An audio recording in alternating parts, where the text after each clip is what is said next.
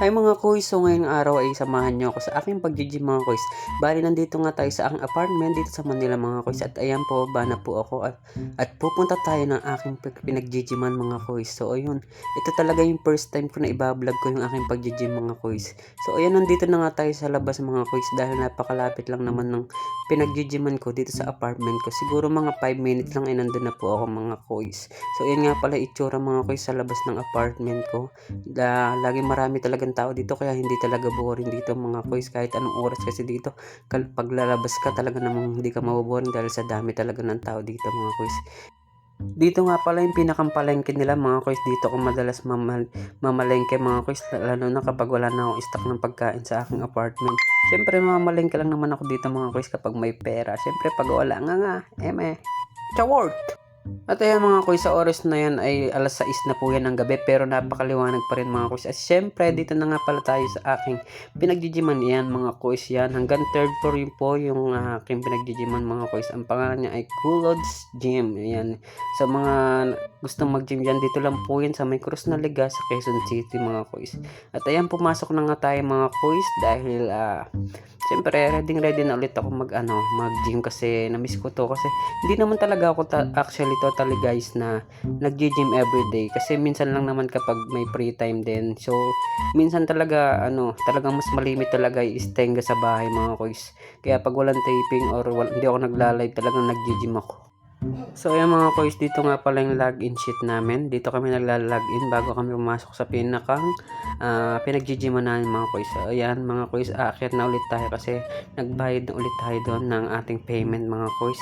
At ayan mga kuys, nandito na tayo sa pinakang taas kung saan yung pinakang venue ng ating pag-gyman mga kuys. Sa pagdating ko nga mga kuys ay napakadami rin ng tao, maraming nag-gym ngayon mga kuys. So ayan talaga namang malawak to mga kuys pero nadami talaga din dito nag-gym mga kuys kaya minsan talaga ang bilis-bilis mong pagpapawisan dito kahit hindi ka pa nakakapag-start kasi marami talaga nag-gym din dito mga kuys. Pero minsan naman kapag araw ng Sabado or Linggo ay wala naman masyadong tao pero Monday to Friday yun yung mas marami yung tao pero ngayong nagpasukan mga kuys ay medyo Monday to Friday ay wala naman siya masyadong tao kasi nga may mga nag-aaral na ulit din. Ayun, back to school na kasi sila. So, ayan mga kuys, dahil nandito na kailangan natin mag-warm up. Uy, kala mo naman talaga eh. Alam niyo mga kuys, marami nagtatanong kung bakit daw ako nag-gym kasi para sa akin gusto ko lang naman matry yung mga hindi ko pa natatry na bagay. So, yun yung inaano ko sa buhay ko. Halimbawa, yung mga gusto kong gawin dati na hindi ko pa kayang gawin dati, gusto ko magagawa ko ngayon kasi kaya ko naman. So, hindi dahil sa mapera o basta syempre may income tayo sa TikTok din. Gusto ko habang wala ako asawa nararanasan ko yung mga gusto kong gawin sa buhay. Like ito at matagal ko na itong pangarap yung pag-gym. Pero kung mapapansin nyo, bakit nga ba ako nag-gym? Kasi wala, gusto ko lang din maranasan talaga. And then, yun, masarap din talaga pala sa feeling yung nakakapag-gym ka kasi pinagpapawisan ka. Masarap din sa pakiramdam na pinagpapawisan ka guys araw-araw. Hindi naman pala totally araw-araw. Minsan lang ako siguro sa isang linggo nag-gym ako 3 times a week. So ganun lang mga kuys. So ayan, warm up. Ikot, ikot. Alam niyo mga kuys, na medyo nung una ko talagang dating sa gym, hindi ko alam na kailangan pa pala muna warm up na ganyan kasi nga wala pa akong alam sa pag-gym. Pero nung unang ginawa ko natatawa ako. Pero ayan, let's go guys, samahan niyo ako ngayon sa aking pag-gym. So ayan nga mga kuys, ito yung una kong gagawin pagkadating ko. Siyempre parang warm up pa rin yan mga kuys. Yan yung parang satyan, pampaliit ng tiyan yan mga kuys. So ayan, 2 3 medyo natatawa talaga ako mga kuys kasi napapanood ko lang minsan yung yung mga reaction ng mukha nila kapag nag-gym pero talaga palang normal yun sa mga nag-gym yung reaction na ganyan. Dati kasi pag nakikita ko kapag meron nag-gym talagang natatawa ko, hay ko grabe naman mga reaction ng mukha, akala mo naman sobrang bigat ng binubuhat. Yan pala mga kuys kasi matagal talaga, siguro maabutin kasi ng 2 hours to 3 hours nag-gym kaya pagod na rin. So talagang pagpagod na yung katawan mo talagang yung itsura mo talaga mag-iiba mga kuys. So ayan nga mga kuys, ayan yung binubuhat ko. 25 kilo siya sa bicep siya. Ay, yun pala isa ayun sa balikat mo mga kuys. para yung balikat po parang magka-curve siya. Para magka-muscle din yung sa balikat mo mga kuys, sa shoulder ba. Yan. So ayan mga kuys, so tingnan nyo naman yung itsura ko dyan mga kuys. Di ko alam kung natatai ako o nauutot. So ayun, normal para talaga mga kuys yung ganyan. So dati talagang tawan-tawa talaga ako. Inulit ko lang kasi talaga natatawa ako kahit sa itsura ko habang nag-gym ako. Ay ko ba, normal pala talaga yung nag-gym ka na mag-iiba yung facial reaction mo. Tingnan nyo naman yung katabi ko, nakita niya ba yung reaction niya? Ganun talaga mga kuys kapag mag-gym kayo. Kaya yun, dati kasi isa ako sa basher na, ay ko grabe naman nag-gym, ba't ganun yung facial expression, grabe yung itsura nila.